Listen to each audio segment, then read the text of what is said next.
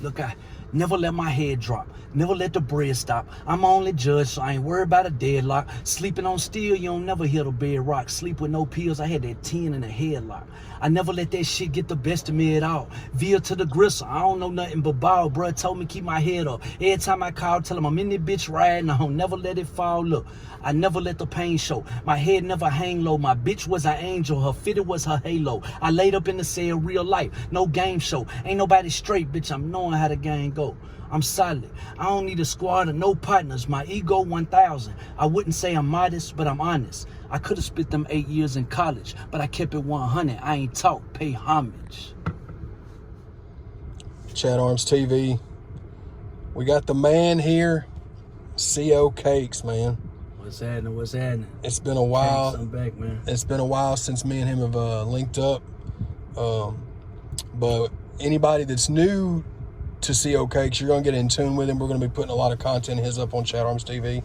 If you are familiar with CO Cakes, a lot of people have been wanting him to get back into the music, and that's what he plans on doing. But these are just going to be like the normal ChadArmesTV interviews where we sit and talk with him and just kind of get some insight on him and who he is, and then like maybe parts of his life, what he's been through, things like that. So this will be the first of a series of those. But you can just start off by just telling them about yourself, bro. I mean, for those who don't know me, of course, like you said, I go by CO Cakes. I was real heavy in the music scene, like 07, 08, 09, 10. February 2011, I caught a dope case. Had a confidential informant, well, and I just did 8 years in the pen. I've actually been out on the 24th of this month. It'll be a year I've been out. But like, yeah, I left for 8 years, and I did a whole lot of writing when I was down and shit. And like, that was my plan the whole time that I was locked up, is when I get out, I was finna beast the game. I was finna go right back to it. I got like 10 mixtapes I wrote, you know what I'm saying? Like, I was gonna get back into it.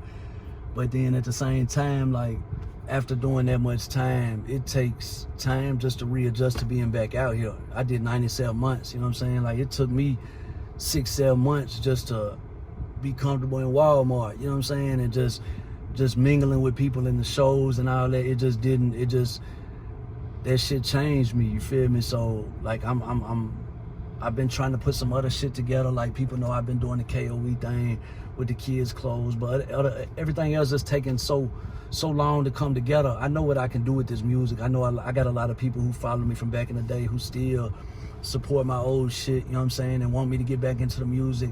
And for a while, I was telling myself I grew out of it. I'm too old to do it, you know what I'm saying? But I'm gonna give it one more run, though, you know what I'm saying? Like, I've grown a lot, you know what I'm saying? I'm a lot better man than I used to be when I was before, you feel me? So, I've sown a lot of good seeds since I've been home. I'm gonna try to push at it, man, and just hope that, karma pay me back and give me a avenue to live comfortable without having to take them penitentiary chances again, you feel me? Yeah, for sure, man. And on top of you getting out after doing 97 months, you said? Yeah. You got out in the dead smack of a pandemic too. Yeah, I got which out I'm May sure 24th, was everything was locked down. Yeah, so I got out Memorial Day weekend, wasn't one pool open. yeah. So I'm sure that was something else too that nobody had to deal with, and then that's something else on top of it too. But you want to tell them a little bit about like your origins, like where you got started at, where you're from, stuff like that? I mean, I'm really all over South Nashville, Antioch, you know what I'm saying? Like Bell Road, Haywood, Hardin Place, Murfreesboro Road. I'm all over it, you know what I'm saying? Antioch, Bell Road, South Nashville. That's why I was really pushing that before. That's where that's my stomping grounds. No, for sure. Back in the I remember back in the day, man. But absolutely. I mean, as a child, I really don't have no one neighborhood to claim as a child, because a lot of my childhood, I was homeless. I was living in cars. I was living in domestic violence shelters, you know what I'm saying? I never finished a year of school at the same school until I was in my second year of 9th grade.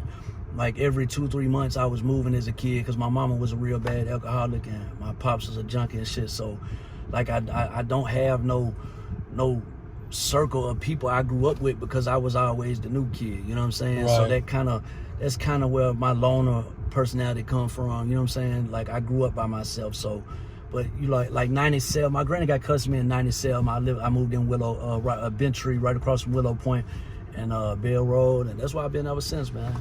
Yeah. Yeah. Well, see, so like to anybody that's like we were talking about, he was definitely making a lot of noise in the Nashville music scene when we were all doing it together. Right. We just had different grinds, but we always CO Cakes was one of the most talked about artists back then, and because he was the one, because you was on. Nobody had a hustle like you did, bro. I mean, you with this, with the music and I was guerrilla with it though. I kept that shit in folks' faces, and it's like now it's a little different for me because then I was caked up. You feel me? Like I had plenty of bread to spend on this shit, and anybody who fuck with this shit know this shit take money. You feel me? And I don't have that bread now. You feel me? But I'm free, and I'm in a lot better headspace, and I'm not gonna take penitentiary chances to get that money. You feel me? So.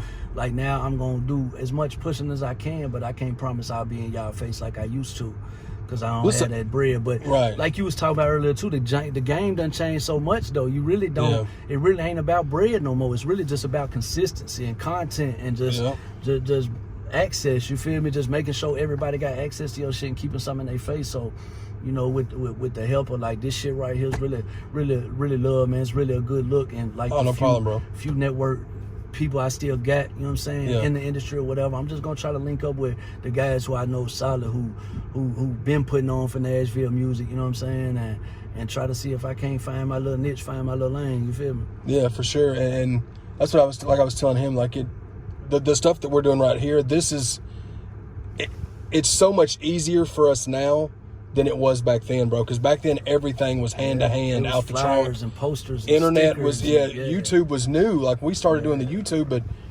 it was new, bro. On MySpace. Yeah, MySpace. Yeah. Well, even back when I was recording live performances of you on my channel, it was the MySpace address was on the page because that's what was popping back then. At the Rutledge and all that shit back then. Yup. Yep.